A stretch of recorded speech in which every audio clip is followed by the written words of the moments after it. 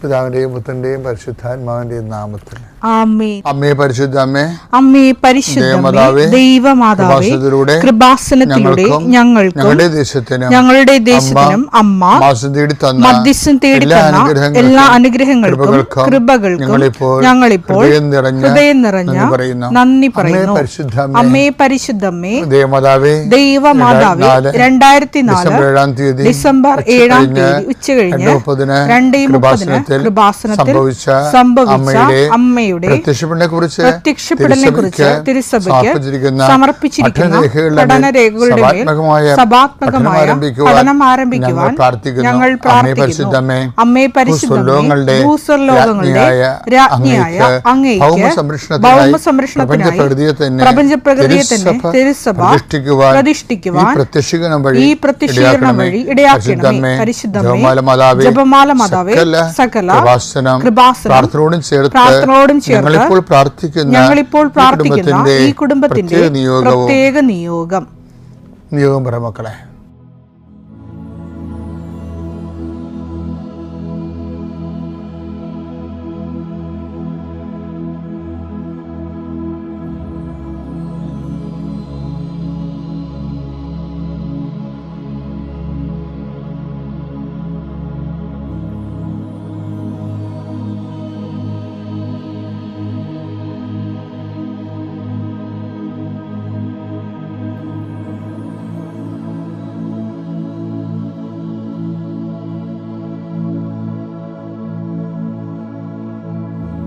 അമ്മയുടെ പ്രത്യക്ഷീകരണത്തിന്റെ ഈ അനുഗ്രഹവേളയിൽ ഞങ്ങൾക്ക് സാധിച്ചു തരുവാൻ കനിയണമേ. ആമേൻ. കർത്താവേ, നിന്റെ ഉന്നതമായ നാമത്തിന് സ്തോത്രം ചെയ്യുന്നു. കർത്താവേ, നിന്റെ വിശുദ്ധ പൗരോഹിത്യത്തെ മഹത്വപ്പെടുത്തണമേ. കർത്താവ്, ഈ പ്രഭാതത്തിലെ അങ്ങയുടെ മക്കളെ കാത്തു കൊതിച്ചിരിക്കുകയാണ് ഈശോയെ, നിന്റെ വലതുകരത്തിന്റെ ഒരാശീർവാദം കിട്ടാൻ വേണ്ടി. കർത്താവേ, ഇന്ന് യാത്രയ്ക്ക് ഒരുങ്ങുന്ന ഓരോ മക്കളുണ്ട്. ഓരോ ഉദ്യമങ്ങളിലൂടെ മനസ്സിൽ വിചാരിച്ചുകൊണ്ട് പോണവരുണ്ട്. ഓരോ ലക്ഷ്യങ്ങൾ മനസ്സിൽ വെച്ച് പോകുന്നവരുണ്ട്. കർത്താവേ, നിന്റെ തിരുമുറുവാർന്ന് ആണിപ്പെടുതാന്ന് വലതുകരം മക്കളുടെ ശിരസ് വെക്കണമേ. അവർ പോകുന്നിടത്തേക്കല്ല, നീ പോകുന്നിടത്തേക്കെല്ലാം ഞാൻ നിന്റെ കൂടെ വരുമെന്ന് കർത്താവ് അങ്ങ് പറഞ്ഞിട്ടുണ്ടല്ലോ ഈശോയെ. അങ്ങയുടെ സഞ്ചാര സാന്നിധ്യം അങ്ങയുടെ മക്കളുടെ കൂടെ ഉണ്ടായിരിക്കണമെന്ന് പ്രാർത്ഥിക്കുന്നു.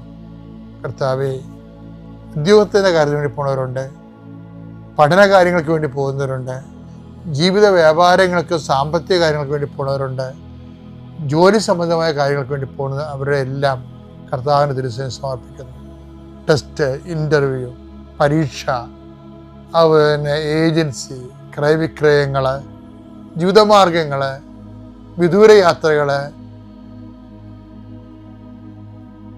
അങ്ങനെ ബന്ധുത്വം മുറക്ക് പോകുന്ന വിവാഹയാത്രകൾ, ഈശോയെ എവിടെയെല്ലാമൊക്കെ പോകുന്നു അവിടെയെല്ലാം അങ്ങയുടെ മക്കളുടെ കൂടെ നീ ഉണ്ടാകണമേ എന്ന് പ്രാർത്ഥിക്കുന്നു.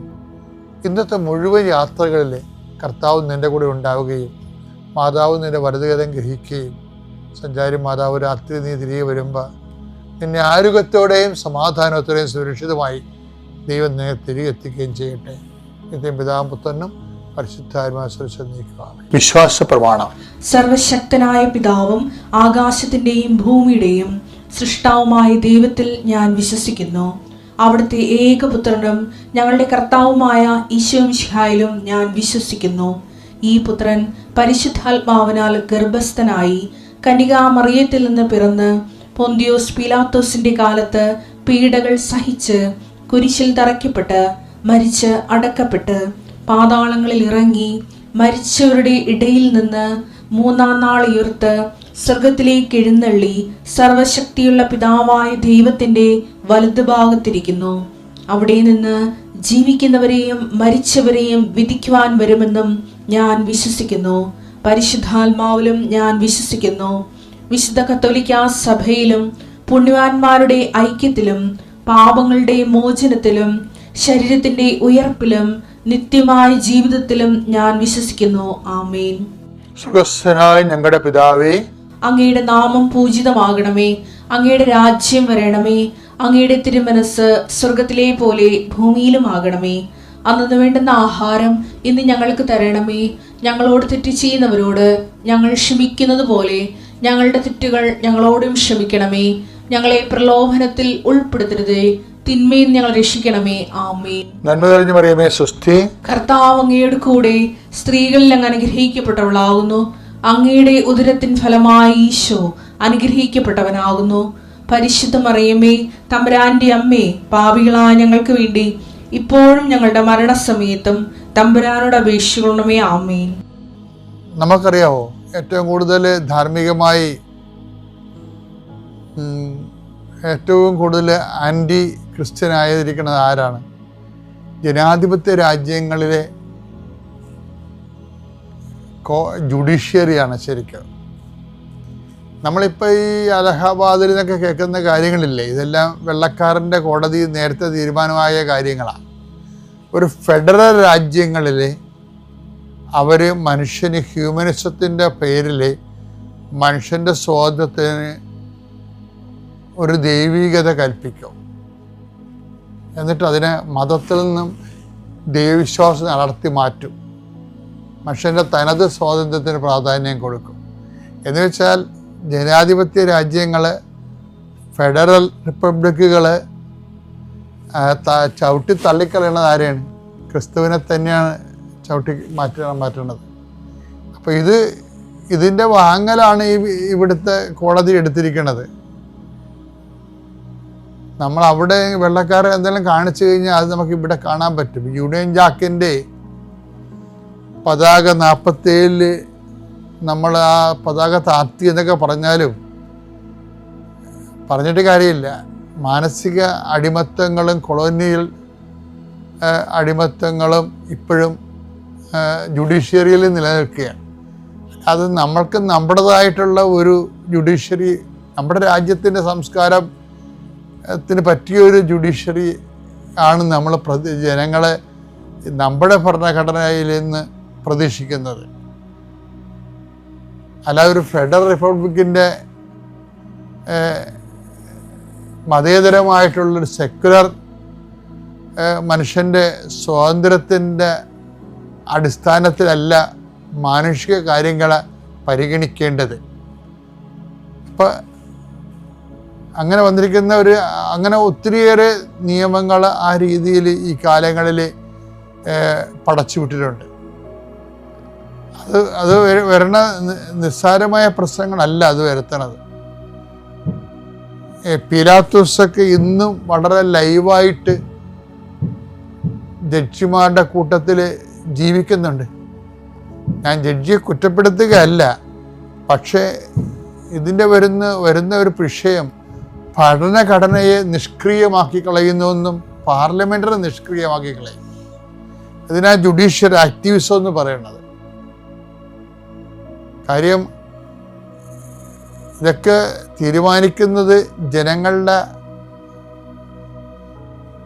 ഒരു മാനസിക അവസ്ഥ കണക്കിലെടുത്തുകൊണ്ട് ജനങ്ങൾ ബില്ലാക്കുമ്പോഴാണ് ആ നിയമം വെച്ചുകൊണ്ട് ഇവരത് നിയമാനുസൃതമാണോ അല്ലേന്ന് പറയണത്. ഇപ്പം എവിടെയോ ലോകത്ത് മറ്റു രാജ്യങ്ങളിലുള്ള നിയമം വെച്ചുകൊണ്ടാണ് ഇവിടെ ഇന്ത്യയുടെ ജനങ്ങളെ വിധിക്കാൻ വരുമ്പോഴുണ്ടാകുന്നൊരു പ്രശ്നം. അത് ഭരണഘടന ഇനാക്ടിവേഷനായിട്ട് വരും. ഇത് നിസ്സാരമല്ല കാര്യങ്ങൾ. അത് നിങ്ങൾക്ക് എത്ര പേർക്ക് ഇത് മനസ്സിലായെന്നറിയത്തില്ല. ഇത് തന്നെ ക്രിസ്തുവിൻ്റെ കാലത്തും സംഭവിച്ചത്. നിയമപരമായിട്ട് ഇപ്പം അവരുടെ നിങ്ങൾ കൊണ്ടുപോയി നിങ്ങളുടെ നിയമം അനുസരിച്ച് വിധിച്ചു കൊള്ളാൻ പറയാനുണ്ടല്ലോ. അപ്പോൾ അവരുടെ നിയമങ്ങൾ പറയുന്നുണ്ട്. എന്താ പറയണത്? ഇവൻ സീസറിന് എതിരാണെന്ന് പറയും. പൊളിറ്റിക്കലൈസ് കർത്താവിനെ കൊല്ലുന്നതിന് വേണ്ടി പൊളിറ്റിക്കൽ സിവിൽ ലോ ഉപയോഗിക്കുന്നുണ്ട് ഇതിൻ്റെ അകത്ത് അന്നാസും കയ്യാഫാസും. കാര്യം അത് ഉപയോഗിക്കാൻ കാരണം അന്നാസിനും കയ്യാഫാസിനും റിലീജിയസ് ലോ ഉണ്ടെങ്കിലും ആളെ കൊല്ലാൻ പറ്റത്തില്ല. അപ്പം കൊല്ലാൻ വേണ്ടിയാണ് അന്നാസ് സീസറിൻ്റെ എതിരാളിയായിട്ട് ഈശോയെ ചിത്രീകരിക്കുന്നത്. ഈശോ സീസറിൻ്റെ എതിരാളി അല്ല എന്നുള്ളത് ഹു ആർ യു നീ ആരാണ് എന്ന് ചോദിക്കുന്നതിലൂടെ നിനക്കെന്താ സീസറുമായിട്ട് എതിർപ്പുണ്ടോ എന്നാണ് ചോദിക്കുന്നത്. അപ്പോൾ ഈശോ പറയും, ഞാനും സീസറിൻ്റെ രാജ്യവുമായിട്ട് ബന്ധമില്ല, ഞാൻ ഈ ലോകത്തിൻ്റെതല്ല.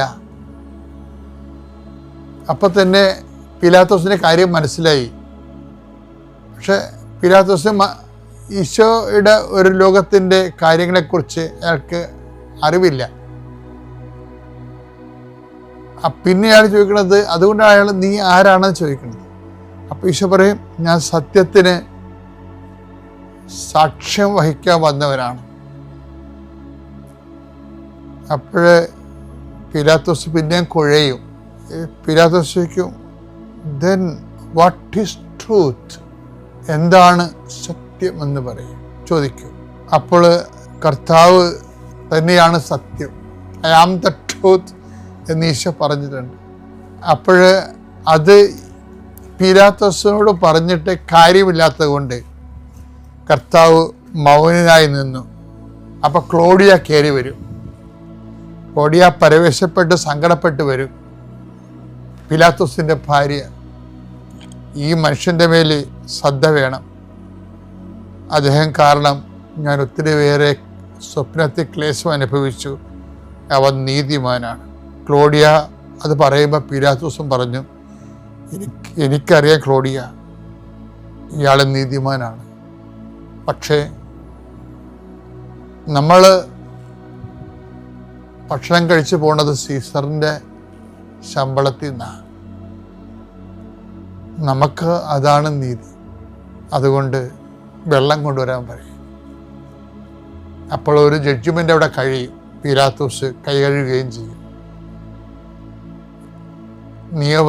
നിയമം വേറെ, സത്യം വേറെ. ക്രിസ്തു എപ്പോഴും ക്രൂശിക്കപ്പെടും. ഇനിയും നല്ല കള്ളനെപ്പോലെ ക്രിസ്തുവിൻ്റെ കൂടെ നിൽക്കണം. കോടതി വിധികൾ ഇനിയും ഉണ്ടാവും. അതുവഴി ധാർമ്മികതയും എത്തിക്സും ഒക്കെ ക്രൂശിക്കപ്പെടും. നിയമപരമായിട്ടുള്ള കാര്യം വ്യക്തിപരമായ സ്വാതന്ത്ര്യത്തിൻ്റെ പേരിൽ അനാസും കയ്യഫാസും ജയിക്കും, ദുഃഖവെള്ളി തുടരും. പക്ഷെ ഓർക്കുക, ക്രിസ്തുവിൻ്റെ കൂടെ നിൽക്കുമ്പോൾ അവൻ്റെ ഓഹരി എന്താണ്? എന്നോടുകൂടി സഹിച്ചവൻ എന്നോടുകൂടി നേടും. ഒരു പുനരുത്ഥാനത്തിൻ്റെ ഓർമ്മയായിട്ടാണ് ഈശോ ഇടത്തോക്ക് വലത്തേക്ക് തന്നെ തല ചായച്ചുകൊണ്ട് എല്ലാം പൂർത്തിയായെന്ന് പറയുന്നത്.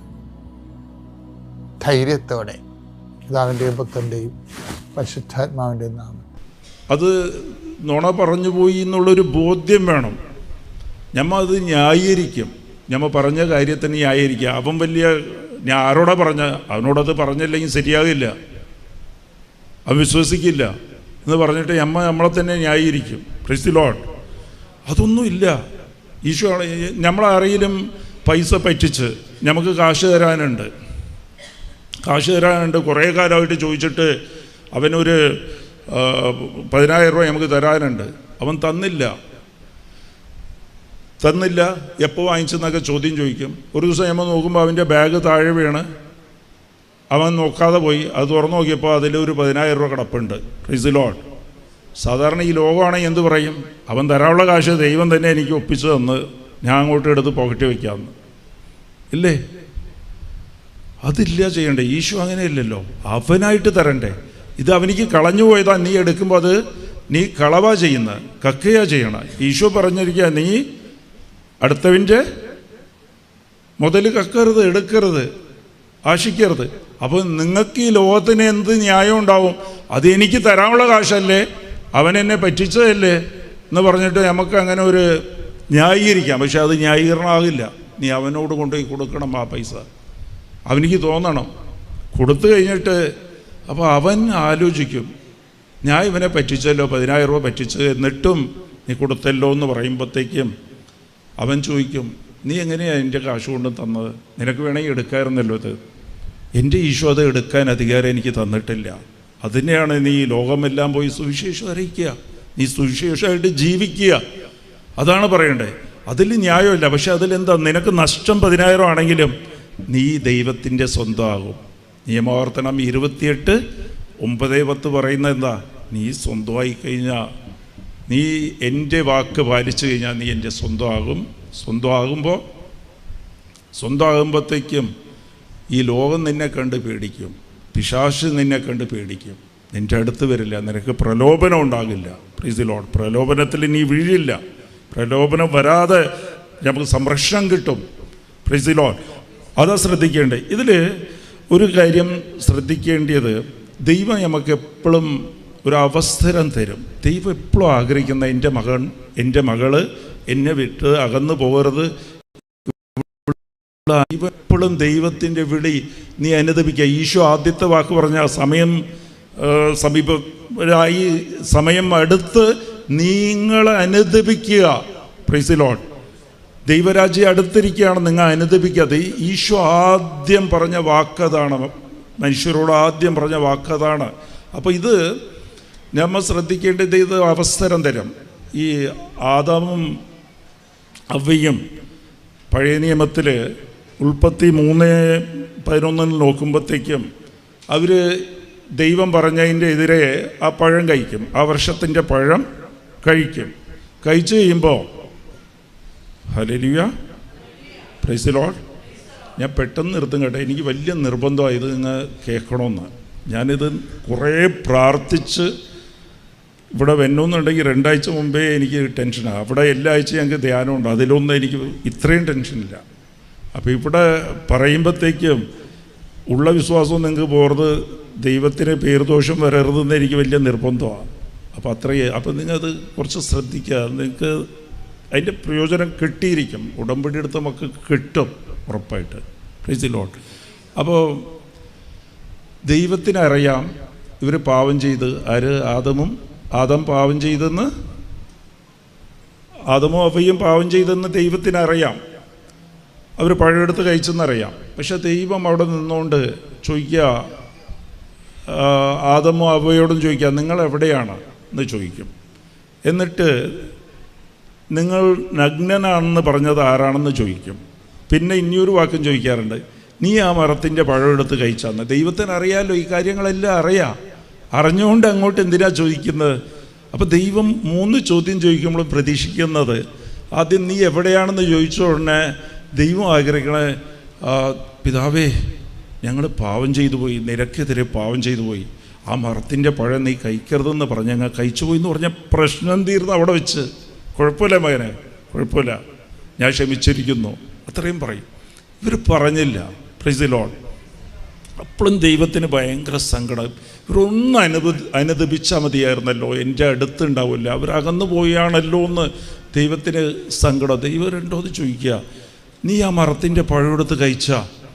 അപ്പോഴും ദൈവം ആഗ്രഹിക്കുക, ഇവൊന്ന് അനുദപിക്കട്ടെ, അവൻ്റെ കുറ്റം സമ്മതിക്കട്ടെ. അതേ ദൈവമേ, ഞാൻ പഴം കഴിച്ചു പോയി, നിന്നെക്കെതിരെ ഞാൻ പാപം ചെയ്തു പോയി എന്ന് പറഞ്ഞു വെച്ചെങ്കിൽ അവിടെ പ്രശ്നം തീരും. ദൈവം പിടിച്ച് കൂടെ നിർത്തും. പക്ഷെ അവർ പറഞ്ഞത്, ഞാനില്ല, എൻ്റെ നീ ദൈവത്തെയാണ് അവർ കുറ്റപ്പെടുത്തുന്നത്, സ്ത്രീയെയല്ല കുറ്റപ്പെടുത്തിയത്. ആദം ചെയ്ത ഏറ്റവും വലിയ തെറ്റ് ദൈവത്തെ തന്നെയാണ് കുറ്റപ്പെടുത്താൻ. നീ തന്നുകൊണ്ടാണ്, ഈ സ്ത്രീയെ തന്നതുകൊണ്ടല്ലേ അവൾ എന്നെ കൊണ്ട് പഴം തീറ്റിച്ചതെന്ന് പറയും. Price the Lord. അപ്പോൾ എങ്കിലും ആ സ്ത്രീയെങ്കിലും ഒന്ന് അനുദപിച്ചാൽ മതിയായിരുന്നു. അവളോട് ചോദിക്കും, ആണോ എന്ന് ചോദിക്കും. എന്താ ദൈവത്തിന് അറിയില്ല ഇതൊക്കെ? അപ്പോൾ അവളും അവിടെ കുറ്റം സമ്മതിച്ചാൽ മതിയായിരുന്നു. അതെ ദൈവമേ, എനിക്ക് പറ്റിപ്പോയി, പ്ലീസ് സോറി കേട്ടോ, ഞാൻ ബലഹീനതയിലുള്ളതല്ലേ, എനിക്ക് പറ്റിപ്പോയി. അപ്പോൾ അവൾ പറയണത്, ഈ പാമ്പാണ് എന്നെക്കൊണ്ട് ജയിപ്പിച്ചത്, സർപ്പമാണ് ജയിപ്പിച്ചതെന്ന് പറഞ്ഞ് അവിടെയും അനുതാപമില്ല. Price the Lord. ഇവരെ കൊണ്ട് എന്താ അനുദപിക്കാൻ സാധിക്കാത്തതെന്നറിയാം. നമ്മളെ കൊണ്ടും പലവരിക്കും അനുദപിക്കാൻ സാധിക്കില്ല. നമുക്ക് കുമ്പസാരിക്കുകയൊക്കെ ചെയ്യും, പക്ഷെ അനുദപിക്കാൻ സാധിക്കില്ല. അനുദപിക്കാൻ സാധിക്കാത്തതിൻ്റെ കാരണം, അതുകൊണ്ട് അവർ പാവത്തിൽ വലിച്ചെറിയപ്പെട്ടത്, അടിമയായത്, പിശാചിൻ്റെ അടിമയായത്, പാവത്തിൻ്റെ അടിമയായതിൻ്റെ കാരണം അവർ അനുദപിച്ചാൽ മതിയായിരുന്നു. അവർക്ക് അവസരം നൽകപ്പെട്ട്, പക്ഷെ അനുദപിച്ചില്ല. നമുക്ക് അവസരമുണ്ട്, ദൈവം അവസരം തന്നുകൊണ്ടിരിക്കുക, അനുദപിക്കാൻ പറഞ്ഞുകൊണ്ടിരിക്കുക. നമുക്ക് കേൾക്കുന്നില്ല. നമുക്ക് ചെവിയുള്ളവർ കേൾക്കട്ടെ എന്ന് ദൈവം പറഞ്ഞപ്പോൾ നമുക്ക് കേൾക്കാത്തതിൻ്റെ കാരണം എന്താണെന്നറിയാം? Praise the Lord. അനുദപിക്കാൻ സാധിക്കണമെങ്കിൽ ഞമ്മ ദൈവത്തെ ആശ്രയിച്ച് നിൽക്കണം. Praise the Lord. ദൈവത്തെ ആശ്രയിച്ച് നിൽക്കുന്നവർക്ക് മാത്രമേ അനുതപിക്കാൻ സാധിക്കൂ, കുറ്റം സമ്മതിക്കാൻ സാധിക്കൂ. എൻ്റെ മോൻ എൻ്റെ സമ്പാദ്യത്തിൽ ജീവിക്കുമ്പോഴത്തേക്കും അവനിക്ക് അടുത്ത ഭക്ഷണം ഞാൻ കൊടുക്കണം, കോളേജിൽ പോകാനോ സ്കൂളിൽ പോകാനോ കാശ് ഞാൻ കൊടുക്കണം, അവൻ എൻ്റെ വീട്ടിലാണ് താമസിക്കണം. എന്നെ ആശ്രയിച്ചാൽ നിൽക്കുന്നെങ്കിൽ അവനൊരു തെറ്റേടാ നീ ഇത് തെറ്റു ചെയ്തു പോയി എന്ന് പറയുമ്പോഴത്തേക്കും അവൻ സോറി പറയും. Price the Lord. അവൻ എന്നെ ആശ്രയിച്ചില്ലാതെ അവനിക്ക് എന്നെക്കാളും വലിയ ബംഗ്ലാവും വീടും കാറും കാശും ഉണ്ട്. അപ്പോൾ അവനിക്ക് എൻ്റെ ആവശ്യമില്ലെങ്കിൽ, എന്നെ ആശ്രയിച്ചില്ലായിരിക്കണമെങ്കിൽ, എടാ നീ കാണിച്ചത് ശരിയായില്ല കേട്ടോ, തെറ്റിപ്പോയി എന്ന് പറഞ്ഞാലേ എൻ്റെ ഇതൊക്കെ ശരിയാണ്, അച്ഛൻ പഴയ കാലത്തല്ലേ അതൊക്കെ ശരിയാണ്.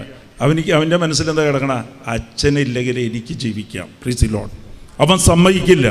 അപ്പോൾ ഇതുപോലെ ദൈവത്തെ ആശ്രയിച്ച് നിന്നില്ലെങ്കിൽ നമുക്ക് അനുദപിക്കാൻ സാധിക്കില്ല. ഇവിടെ ആദമും അവയ്ക്കും സംഭവിച്ചത് എന്താ, ഇവർ ആശ്രയം വിട്ട് കളഞ്ഞായിരുന്നു. ദൈവം എന്നതിന് മുമ്പ് തന്നെ അവർ ആ പഴം എടുത്ത് കഴിക്കുമ്പോഴത്തേക്കും, ആ പഴം കഴിക്കുമ്പോഴത്തേക്കും അവർക്ക് മനസ്സിലായി അവർ നഗ്നരാണെന്ന് മനസ്സിലായി. അവർ പണ്ട് എന്ത് കാര്യവും ദൈവത്തോട് ചോദിക്കുമായിരുന്നു, ഞാൻ എന്ത് ചെയ്യണം, എനിക്കെന്ത് വസ്ത്രം വേണമെന്ന്. ഇവരെന്ത് ചെയ്ത് അവിടെ അത്തി ഇലയെടുത്ത് വസ്ത്രമുണ്ടാക്കി അവരെടുത്ത്. Praise the Lord. ദൈവത്തിൻ്റെ ആശ്രയം അവിടെ വിട്ടുപോയി. ദൈവം എന്നതിന് മുമ്പ് തന്നെ ആശ്രയം വിട്ടുപോയി. Praise the Lord.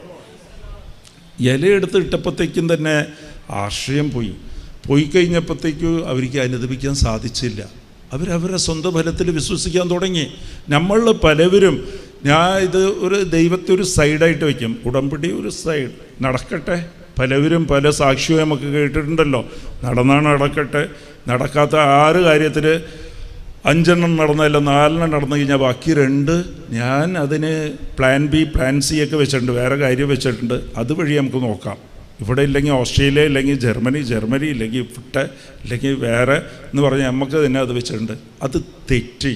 Price the Lord. അവിടെ പ്രശ്നം എന്താണെന്നാ, ദൈവത്തിൻ്റെ ആശ്രയം വിട്ടുപോയി കഴിഞ്ഞാൽ, ദൈവത്തെ ആശ്രയിച്ചില്ലെങ്കിൽ നമുക്ക് കിട്ടുന്ന അനുഗ്രഹം നമ്മുടെ ബലം കൊണ്ട് ശക്തി കൊണ്ട് നേടിയെടുത്തതെല്ലാം നഷ്ടപ്പെടും. ഇത് കുറച്ച് കഴിഞ്ഞപ്പോൾ എന്തായിപ്പോയി, ഈ അത്തി ഇല കൊണ്ട് ഉണ്ടാക്കിയ വസ്ത്രം ഉണങ്ങി അത് നഷ്ടപ്പെട്ടു പോയി. പിന്നെയും ദൈവത്തെ തന്നെ ആശ്രയിച്ച് നിൽക്കേണ്ടി വരും. ദൈവം എന്താ ചെയ്തത്, അതെന്താ ചെയ്ത്, തോലെടുത്തിട്ട് ആട്ടിൻ തോലെടുത്തിട്ട് അതിന് വസ്ത്രം ഉണ്ടാക്കി കൊടുക്കുകയാണ് ചെയ്തത് അവസാനം. Price the Lord. അത് നിലനിൽക്കും. അപ്പോൾ ദൈവത്തിൽ ആശ്രയിച്ച് കിട്ടാത്തതൊന്നും നമുക്ക് നിലനിൽക്കില്ല കേട്ടോ. നിങ്ങളത് മനസ്സിലാക്കണം. ഞാൻ എൻ്റെ അനുഭവത്തിൽ പറയാം, പലതും നമുക്ക് തോന്നും ഞാൻ നേടിയെടുത്ത്, എൻ്റെ ബലം കൊണ്ട് എൻ്റെ ശക്തി കൊണ്ട് നേടിയെടുത്ത്, എൻ്റെ ബുദ്ധി കൊണ്ട് നേടിയെടുത്തെന്ന് പറഞ്ഞതിലൊന്നും അതിൽ എന്തെങ്കിലുമൊക്കെ പ്രശ്നമുണ്ടോ, അങ്ങനെ വല്ലതും നമ്മൾ നേടിയെടുത്തിട്ടുണ്ടെങ്കിൽ ഇപ്പം സമർപ്പിക്കണം ദൈവത്തോട്. ദൈവമേ, ഇത് എനിക്ക് വേണ്ട, എന്നെക്കൊണ്ട് സാധിക്കില്ല, എന്നെക്കൊണ്ട് കൂട്ടിയാൽ കൂടില്ല, നീ തന്നെ ഏറ്റെടുക്കണം. പല കുടുംബത്തിലും നമുക്ക് അഹങ്കാരം ഉണ്ടാവും. ഞാൻ ചെറുപ്പം തൊട്ടേ അധ്വാനിച്ച്, ഞാൻ എൻ്റെ ബുദ്ധി കൊണ്ട് എൻ്റെ അയൽക്കാരന് പോലും സാധിച്ചില്ല, എൻ്റെ കൂട്ടുകാരിക്ക് സാധിച്ചില്ല, ഇത്രയും വലിയ വീടുണ്ടാക്കി, ഇത്രയും സാമ്രാജ്യം ഉണ്ടാക്കി, ഇത്രയും ബിസിനസ് ഉണ്ടാക്കി, അതൊക്കെ അഹങ്കാരമാണ്. അത് ദൈവത്തേക്ക് ഏൽപ്പിച്ചു കൊടുക്കണം. ദൈവമേ, നിൻ്റെ കയ്യിൽ നിന്ന് കിട്ടുന്നതില്ലാതെ എനിക്കൊന്നും വേണ്ട. Price the Lord. ദൈവത്തെ ആശ്രയിച്ച് നിന്നില്ലെങ്കിൽ ഉള്ള കുഴപ്പം എന്താണെന്ന് വെച്ചാൽ, ഈ ഇത് അബ്രാമിനെ ദൈവം വിളിച്ചായിരുന്നു. അബ്രാമിനെ ദൈവം വിളിച്ചായിരുന്നു. ഉൽപ്പത്തി 12:1 നീ നിൻ്റെ വീടും നിൻ്റെ പിതാവിനും നിൻ്റെ സ്വത്തെല്ലാം വിട്ടിട്ട് ഞാൻ വിളിക്കുന്ന നാട്ടിലേക്ക് വാ. എവിടെ? കാനാദേശത്തേക്ക് വരാനാണ് അബ്രാമിനെ വിളിക്കുന്നത്. അബ്രാം അതെല്ലാം അനുസരിക്കും. 2 കാര്യം അനുസരിക്കും, 1 അനുസരിക്കില്ല. എന്താ ചെയ്യുന്നത്? അവൻ എന്ത് ചെയ്യുമെന്ന് വെച്ചാൽ, എനിക്ക് അബ്രാമിനെ അംഗീകരിക്കാൻ എന്താ പറ്റിയെന്ന് വെച്ചാൽ, പ്രായമായി, എനിക്ക് മക്കളില്ല. അപ്പോൾ ലാസ്റ്റ് ഏതെങ്കിലും നിലയ്ക്ക് ദൈവം എന്നെ കൈവിട്ടാൽ വയസ്സായ കാലത്ത് പ്രായമായി കഴിയുമ്പോഴത്തേക്ക് എനിക്ക് നോക്കാനൊരു കുഞ്ഞ് വേണമെന്ന് പറഞ്ഞിട്ട് ലോത്തിനെ കൊണ്ടുവരും, ചേട്ടൻ്റെ മകനെ കൂടി എടുത്തുകൊണ്ട് വരും. അവിടെ അനുസരണ ഇല്ലാതായി. ദൈവം പറഞ്ഞ എല്ലാത്തിനും വിട്ടിട്ട് വരാനാണ് പറയണം. Price the Lord. അപ്പോൾ ആശ്രയം ഡിവൈഡായിപ്പോയി. അപ്പോൾ ഡിവൈഡായി പോയപ്പോഴത്തേക്ക് അവിടെ എന്ത് പറ്റി? കാനാദേശത്തിൽ ദൈവം പാലും തേനും ഒഴുകുന്ന നാടാണെന്ന് പറഞ്ഞ് വിളിച്ചുകൊണ്ട് വന്നതിൽ ക്ഷാമം ഉണ്ടാകും. ഹല്ലേലൂയ. ആശ്രയം മാറിക്കഴിഞ്ഞാൽ ക്ഷാമം ഉണ്ടാവും. നമ്മൾ ജീവിതത്തിൽ പലരുടെ ജീവിതത്തിലും എത്ര സമ്പാദിച്ചാലും എന്ത് ജോലി ഉണ്ടെങ്കിലും എന്ത് വരുമാനം ഉണ്ടെങ്കിലും